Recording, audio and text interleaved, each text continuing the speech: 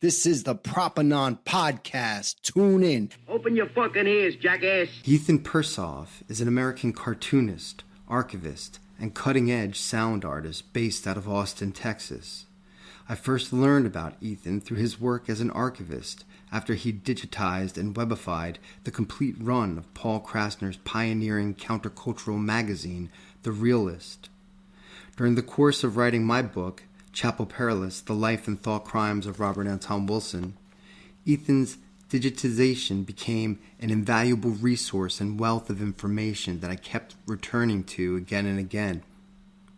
And as a cartoonist, he's the co-author of the visually appealing book John Wilcock, The New York Years. Wilcock was the creator of The Village Voice, another pioneering countercultural magazine that changed the course of American history.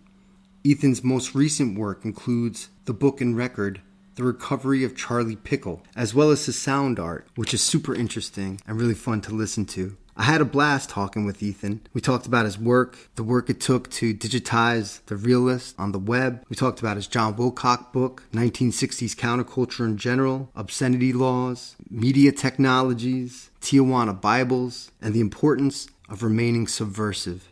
What a blast it was speaking with Ethan.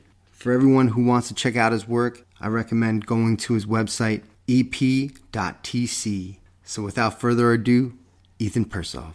Yeah, man. Oh, dude, so you were, the Wilcock book came about through your work on the Realist archive when you did part of the digitization. Okay. Yeah. So basically I became friends. I had a couple cool things online and elsewhere, and I became friends with Paul Krassner, and that was fucking terrific.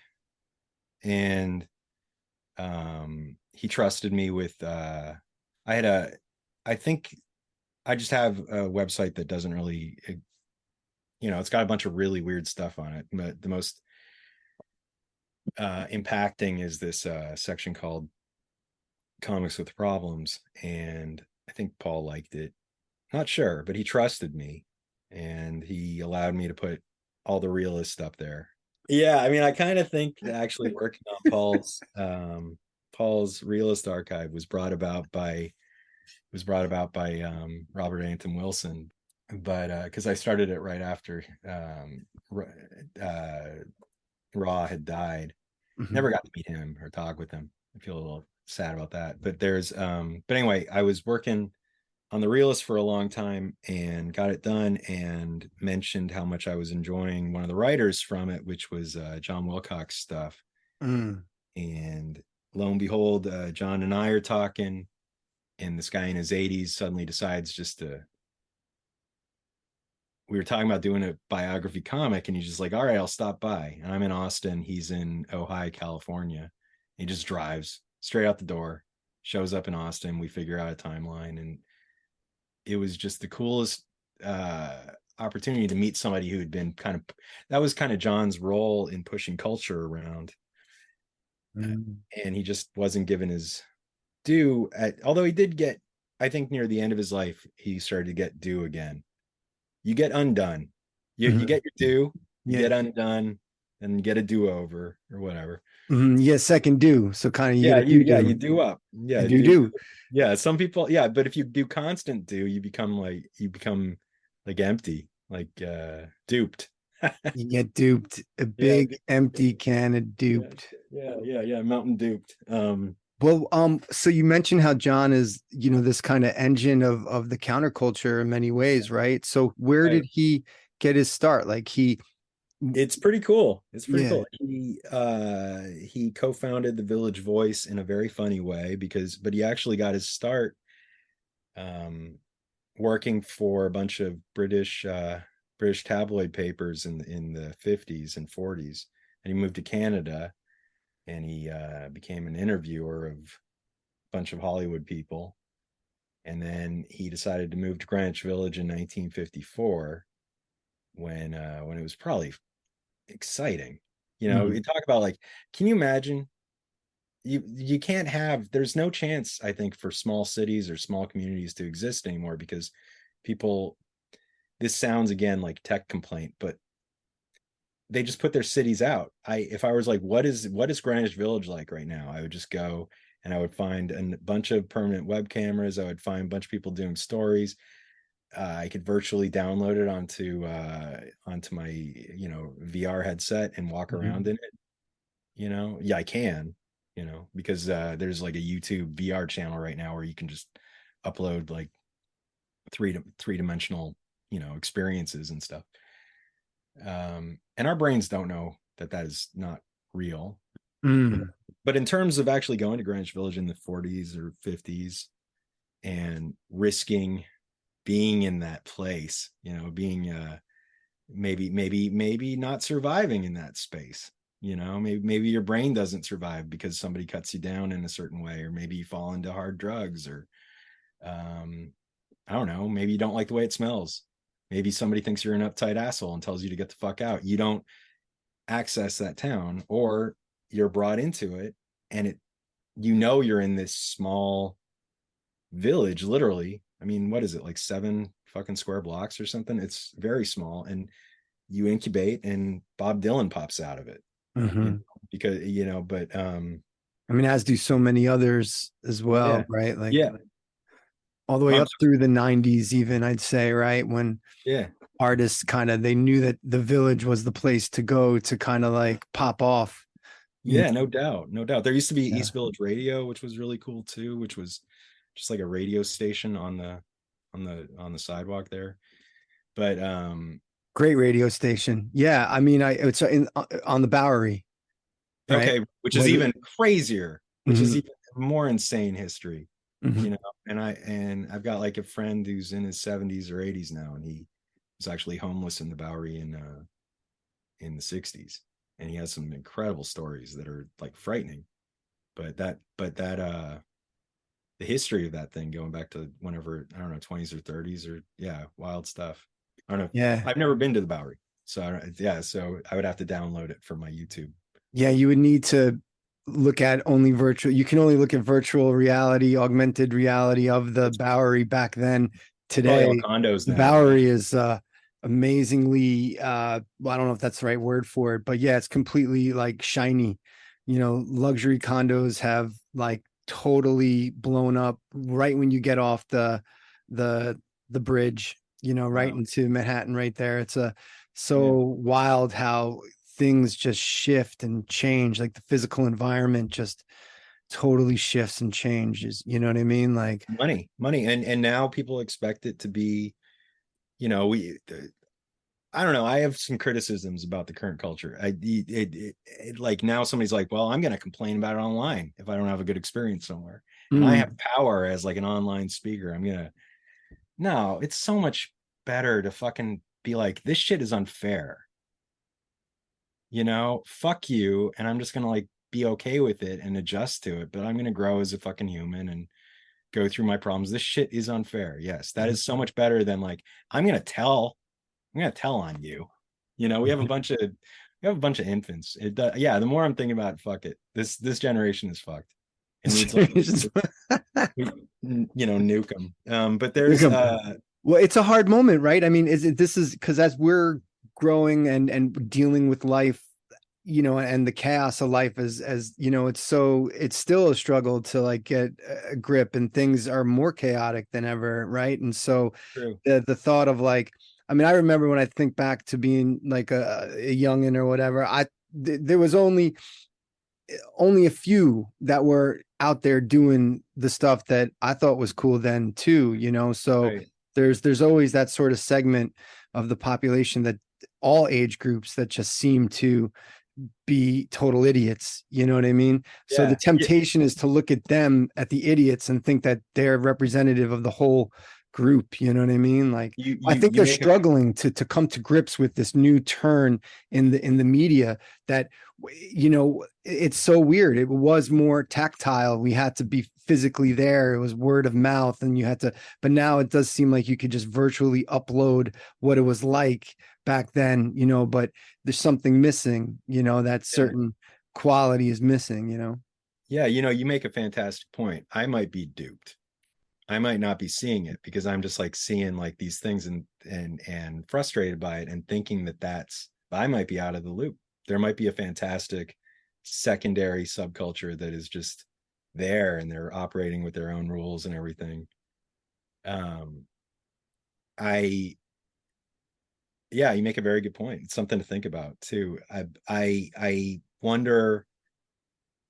I mean, there's a couple things. One, I don't think kids read, uh, and I don't mean to be a dick, but like that's a fucking big one, you know. Like, it's people are proudly stupid, you know. Like somebody will post something, they'll be like, "What's a book?" You know, and everyone's like, "Ha ha ha," you know. It's pretty fucking tough to read, you know. And because you have no cues too, you got to wade through it. But okay, so speaking of reading, so yeah, John came to New York in the 50s, and he basically had an idea for a community newspaper, which became the Village Voice. And so it was sort of his idea that there be local reporting, and hyper specific, hyper local reporting was sort of one of his contributions to our world, right? And he kind of got fucked over by Norman Mailer and other people related to the Village Voice. They all co-founded it together, right? It was Well, yeah. So he basically put up a postcard in a bookshelf in a bookstore saying, with the idea for the Village Voice. Can you imagine how funny it would be if somebody just was like, go back to like 2001, 2002, somebody goes into a bookstore and goes, looking to create YouTube, contact me if interested, right? And so what would happen? A couple of wealthy people would contact him, you know, and they would be known as like the founders of YouTube. But he'd be like, I put the fucking thing up, and they're like, well, we paid for it, so now we're YouTube and we're going to sell it to Google. And yeah, you can tell people that you fucking had a role in it, but you know, it's our money. So that, you know, that's the unfair truth that continues forever. Is that what happened with Wilcock? It's exactly what Mailer happened. did. Yeah. There was they got one writer from The Nation to help with them, Dan Wolfe, and then it was Ed Fancher and Jerry Talmer had a little money, and Norman Mailer had a little money, and they, you know, they bought the paper, and so it was like their paper. And John was a nosy person, and he had a really cool column called The Village Square, which basically was even more hyper local and pretty damn funny. He walked around the village, and like that would be his column. So it'd be you know, some like one column might be, you know, I don't know, like a bunch of people were playing hopscotch outside. Who won? Let me know, you know, and or something like that. But they would also have a political bent to it. And he also would throw parties constantly and connect a lot of people in the village through these parties. And then he left. Was he living in the village at that time? But he also became, yes, he was. And then he became, did you say he didn't download it from the internet? Is that what no, I'm saying, do you where in the village was he living? You know? Or like roughly he had two apartments. I can't recall the the bookstore was on Sheridan Street, but I can't remember. I think it was adjacent. Nice. Yeah, I just like to get a you know, mental map in my head, you know. Yeah, I mean? Was that enough to help you out, or not really? Yeah, I'm terrible at it. All good. Yeah, when my wife met me, she was surprised that I thought Helsinki was an Asian city. I'm terrible at that. That's where the internet's great. You can find literally a map for anything on the internet. Yeah. Very, that's a dope part of the internet. But so John's biography sort of goes from the Village Voice into trying out all these different ideas on really wild papers. Like we mentioned, East Village Radio, that kind of comes from East Village Other in a way. Okay. At least spiritually. And East Village Other was like the real breakout, fucking weird paper, you know, all sorts of cartoonists, all sorts of really crazy writers. And he helped with that. And then he also, and that was 1965, right? He sounds right. Started, yeah. Because that's one of the first, what gets termed the underground newspaper. That's kind of like, would you say that was the original? It's certainly the realization of a lot of ideas. and a bold kind of, the beginning of including like Black Panther stuff on a cover, things. So just trying out things like, there were certain changes in the obscenity law that made it a lot easier to used to be that if you printed the word fuck, you would get, that book would get deemed inappropriate and illegal because there was no moral use of the word, and times changed, thankfully, to the point where you could, print and discuss sex in a more candid way, and even print pictures of it. So the Tijuana Bibles kind of left, and we suddenly had, really weird papers that started emerging in the late 60s, like Screw and a bunch of other things. And the 70s are just full of pornography, on newsprint pornography. It's really funny to look at that stuff. Like the underground newspapers. Yeah, but they became very, very explicit, or, any paper wanted to do whatever it wanted. New York had the Rat. Austin had other people that it had the Rag, but it also sort of contributed to the Rat, and that the same person, Jeff Shiro, was a part of both papers. There were a bunch of cities that had them. And so the comic, it took me 50 minutes to tell you what this is. The comic basically is a retelling of that I drew with Scott, and gives some chronology to most of those papers, John's role in it. And he also participated in it right until he died, which was great. So it's also, relatively fact-checked, and it has his consent, and it was the last big project that he was on before he died. So that was really important to me. Heck yeah, man. It's a great project, man. And to definitely, it's the role that you've placed yourself in as being like a very like noble and needed one right now, because you're so aware of like the influx of information that's just like flooding everyone, and we're caught in this like prison of now in a way. And like, how do you give a shit about anything right now? Yeah, so that's been my problem.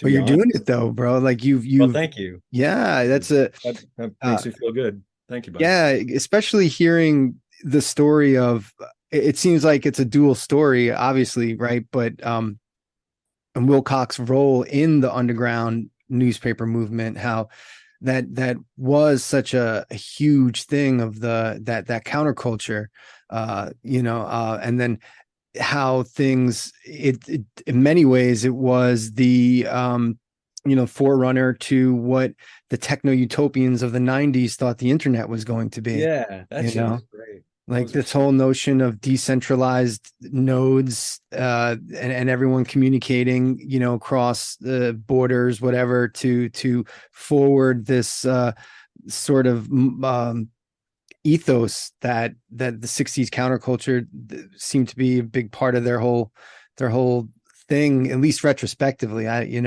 But like you said, though, it's to hear the all these things that have been taken for granted for so long, like that there even were obscenity laws that prevented the word fuck being in print, and then the whole pushback from the counterculture, that was such a huge part of the counterculture in the early 60s, and they won that one, but now here we are today with in the last number of years with the idea of censored speech, and well, now we're self-censoring. We're telling people to not say shit. Okay. And the government doesn't have to do anything. We'll break that down. Like, what do you mean? Like, it's just like we become fools. Like, it doesn't matter. If somebody said something like offensive at one point, that was their foolishness to do. But it's like, but it doesn't, it shouldn't. Me trying right now just even describe like the dynamic between two obscure people in two different cities, and realizing that I said, two guys. I have in an interest in caring about everybody, because I'm it's one of the most disingenuous things you can ever say, but I'm a very empathic person. What if somebody ever You're a says people that, person? yeah, people are like, you're full of shit. But I mean, I try to be sympathetic and caring, and I know that that's really important to people right now. Is to, well, even in an idea, there must be, something, there must be a decorated collection of people. For sure. But that expectation makes me have to reconfigure my fucking ideas. Mm. And it also gives like a certain specialness to certain groups that other groups don't have, and then they can, and unfortunately it just fucks the whole damn thing up. You should be able to earn your space by your ideas, not by I am frustrated when but basically the jump was that you were talking about censorship. The government doesn't need to censor us right now. Mm-hmm. We're censoring ourselves, and we're fighting about how you talk about something, so nothing's getting said, and you don't see that right now. The thing that's most dangerous is if I was a young punk, I'm seeing a lot of punks jump into the fucking GOP. Like you get to have a fucking party being like being a Republican right now. Nobody's giving you shit the way you talk, that's dangerous, because that's the devil, being the Republican. But and I should have a right to say that, and not have like some Republican then shame me, be like, yeah, you're misrepresenting me, calling me the devil. I'd be like, all right, fuck, I think you're the devil, but the thing that worries me is, well, okay, so I don't mean this to be a rant on social media or anything, but it does follow the same trend that happened to Underground Papers. And so that is, if I have any value in keeping those things around, it's that you can see that predictable trend with people. Is that Rolling Stone is a great example.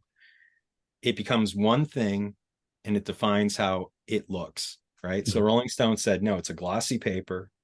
It's got all these fucking photographs, very expensive photographs, and it's got all this advertising. So you're not going to be able to make a Rolling Stone, kid. You can make a zine, which was the natural organic shift from Underground Papers, and that was awesome. The zine movement was incredible. But that really popped off like in the 80s, yeah. 80s, 90s, but the same thing is like now you can get famous online. You can become an influencer. Yeah. You can become a 9-year-old motherfucking influencer. You have no life experience and you're a fucking influencer. You have no ideas, but you're like, I don't know, you got a nice ass or something, or you put on clothes, or you're like trying on this balm. You're suddenly a content creator. They've ruined the word content creator. Mm-hmm. They've ruined the concept of influence. It's the same way the 80s destroyed the word awesome. It was like awesome. Awesome's a pretty magnificent word, right? It's a wonderful word. Yeah, radical is to this day. Yeah, radical is a great word. Radical, to be radicalized is like exciting, but no, it's just surf people like destroyed radical. I don't know where I'm going with that, but with Rolling Stone, it basically killed the paper, because and that's what social media has done. It's killed the internet. It's like, no, the internet is a stream of shit with a bunch of like buttons, a bunch of view counters, and it's one fucking constant sewage of thing. You're never going to spend like a day at a website enjoying this private bookstore of information, Not anymore. Yeah. So I don't know. It was good while it lasted. I was one of the first websites in. I'll be one of the last ones out. But and I refuse to redesign it too. Fucking deal with it. Go to my website, figure it out. Well, speaking of websites, man, let's get into what you did with the Realist, because that is amazing. Because during the writing of my book about Wilson, having the whole negative library right there on the web, like so amazingly accessible, and it looks so cool. Like the design of the website looked cool. It really grabbed felt like that era. Thank you. Yeah. Thank you so much. That's exactly what I wanted to do. Yeah. In fact, that was the goal. So I also wanted to read it. And so that was the only way that I would be able to read every issue of The Realist, is if I was scanning it in and checking it out and everything. And I didn't even know. So I only wanted one thing from the Realist, and that was to get Paul's okay to put the Disney orgy image up. I wanted that on the web, which is issue 74 of the Realist, and it's Wally Wood's depiction of all the Disney characters having sex. It's a very famous image. Speaking of Tijuana Bible. Yeah, it is. It is the Tijuana Bible. Mm-hmm. Also, artist for EC Comics, also definite badass. There are a couple of comic book badasses. He's one of them. That's awesome. And I wanted very much to put that up. And I was, the thing with the Disneyland Memorial Orgy is that if somebody puts it up right now, Disney can come after them. But if Paul wanted to put it up where they ignored suing him over it because they didn't want to cause attention to it. So Paul basically, through lapse of time, or he was able, statute of limitations, he was able to quasi own that copyright on that without Disney being able to give him shit. So I was interested in adding that to the web. There's a couple things that I've added to the web that I think have really contributed well to culture, which makes me suspicious of, a 17-year-old content creator or something, or whatever, where I'm like, well, prove it, man. Mm-hmm. Don't fucking, let time, okay, if you really care about your fucking ideas on the web, don't put your face on it. I don't care about how you look. Just put your fucking work up, Mm-hmm. But people, I don't know. That's where I get cranky. And I bet you, if we have a recap interview in like 5-10 years, I'll be two things: more pissed off about it and more right.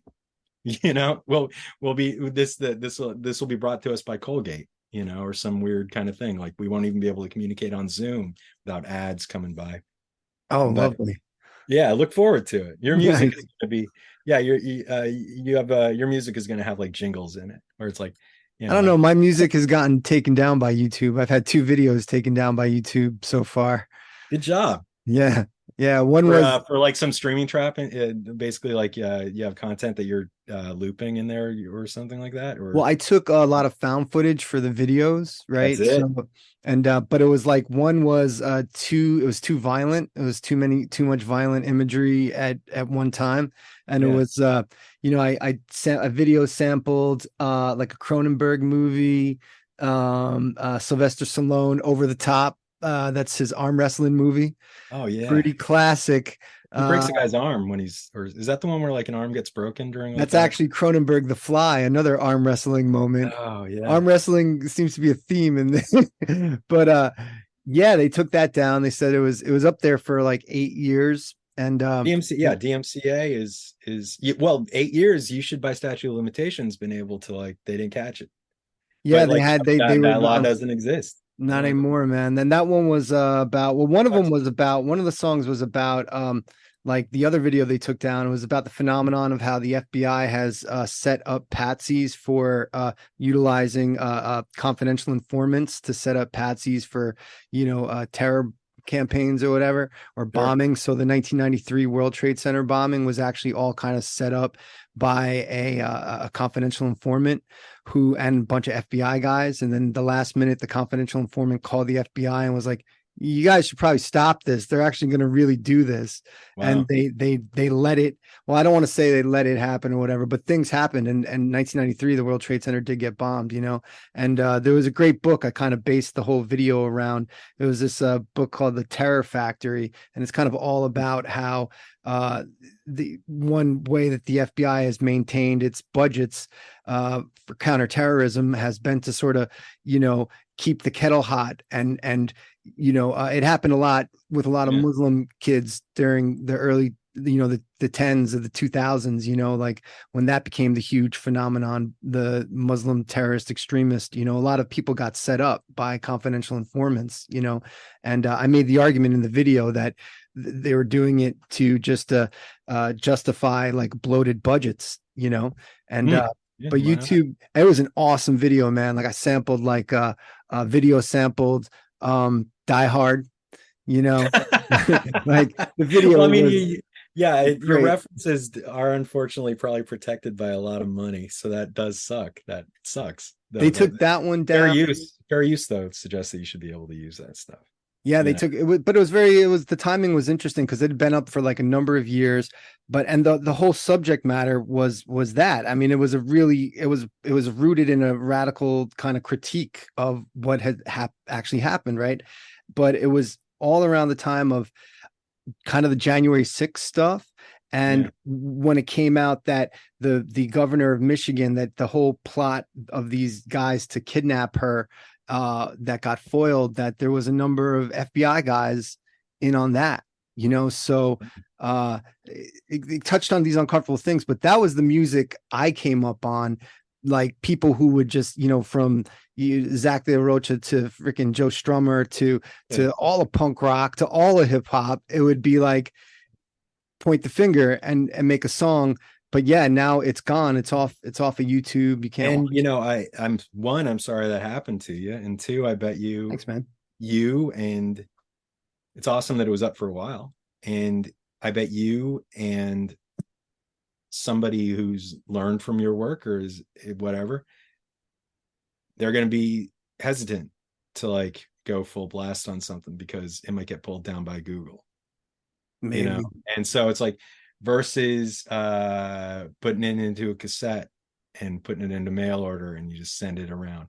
Maybe it's going to take forever to fucking like get that tape into people's hands or DVD or whatever, but there's no way that somebody could press a button and make their DVD at their house disappear, but they can from the streaming server. Certainly they can from their Dropbox account and whatever. I mean, there's a limitation in terms of like I know for a fact that I've gotten busted on like certain streaming services for using any just I'm so nervous to even mention that, but like Right. I know. like I don't want to mention, yeah, but I've gotten stuff Yeah. down for like for sampling incorrectly, and it changes the creative process because you want those hits and stuff, and it's very stupid.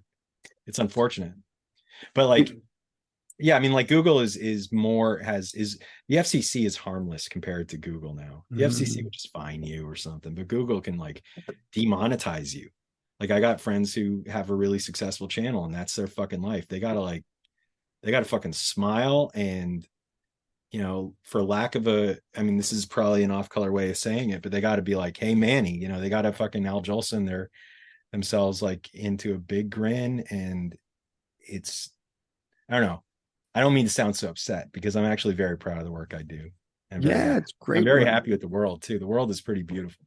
But you But you like, raise very poignant critiques though of where it is at in terms of like the communication technologies that we use, because you're very tuned into that, like the mediums that have been used to move the message along. Like you discovered the photocopy machine, oh my like God, yeah. the Thanks. part of the underground press movement was like the lithograph revolution, that now Yeah. there were these new printing machines and paper available that could print these things up quicker and get the message out there, and it all seemed to coalesce, like some of these counterculture people, even Robert Anton Wilson, a bit of a techno utopianist, maybe a lot of a techno utopianist, this thought that there would be this moment where all this decentralized information being shared would take down the borders and the boundaries, and there would be equal footing, and it would help bring about an egalitarian Right. situation.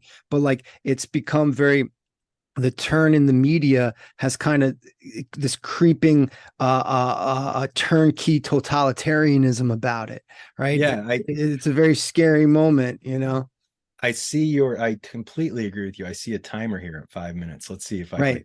so let me quickly, okay, I'm gonna focus. Awesome. One, the thing with the Realist that was terrific was finding all the different things that were important to people that were in those issues.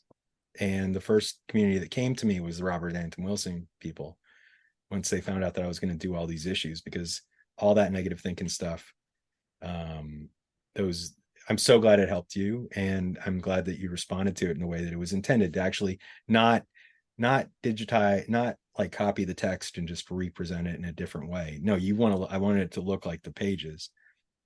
And it was really cool to get to go through those things with Paul for, in time, and then get to know Paul in a really direct way, and just learn sort of what it is to know one of those people, and that was an amazing experience. I do wonder what Robert Anton Wilson would think of this period, but it's I don't know. It took a long time to get those issues up, and it was a wonderful experience. I keep on wanting to elaborate more, but yeah, I mean, it took like four years. Wow. I had to find every fucking issue. Paul had a very limited amount of the early issues. And I don't know, there was a communication style, the way that he wrote an email that was absolutely unique, in a way to learn something. And so I think there's a certain measure of ageism in the world right now, where people don't want to learn from old people. It's like the only prejudice that people hate. It's like the only prejudice that isn't really being checked right now in terms of like this stuff is age, and if you were to tell like somebody who's like really, really satisfied about the canceling that they're doing to somebody, you're going to wake up, tomorrow, 82, unable to get an erection, or like with a sagging female body or whatever, they would be like, they wouldn't go, hey, you defend old people. They would immediately be like, oh, that's fucking scary. Don't do that. Yeah, they're not going to have those perky McCain tits. Yeah. You ain't going to get those from me. And so, I mean, people get prejudice. That's their prejudice, is age. And so for me, it's like the Realist, John Wilcock. I got to work with Evergreen Review with Barney Rossett. These people are fucking like, they created this world. And so but people are, you become invisible the older you get. Mm-hmm. And so I think, I don't know, but you keep it in queue, you keep it in the air that this stuff exists. And so I got the Realist out, and it had I'll give you a funny gotcha. You mentioned January 6th. A lot of alt-right people read the Realist that I put online. And I, in fact, a lot of alt-right news sources came from people who suddenly, I'm forgetting his fucking name. I don't care. He can die. He died. We don't need to know his name. Yeah. Anyway, it came out being like, I'm a fan of Abby Hoffman. And and Paul Krassner ended up interviewing him for Playboy right before he died. And he was like, told him how much he loved the website, the Realist thing. And so I was like, well, great. So, okay. I kind of gave partial access and birth to the alt-right, but that's what happens when you send an idea out. That's what happens when your side is like rejecting intentionally offensive. The Realist was intentionally offensive. It was playfully offensive. If you fell for it, it was a success, and it played with tropes and all these other things. They were trolling in a way. Yeah, totally trolling, like king trolling, king troll. All right. Thank you again to Ethan Persoff. And please be sure to check out his work on his website, ep.tc. And also, don't forget to check out my new book, Chapel Perilous, The Life and Thought Crimes of Robert Anton Wilson. And that's about it for now, folks. So if I don't speak to you before we head into 2025, may you have a great new year, and let's get ready for the ride. Until then, Gabriel Kennedy, Propanon, signing off. You've been listening to the Propanon podcast on the fucking internet.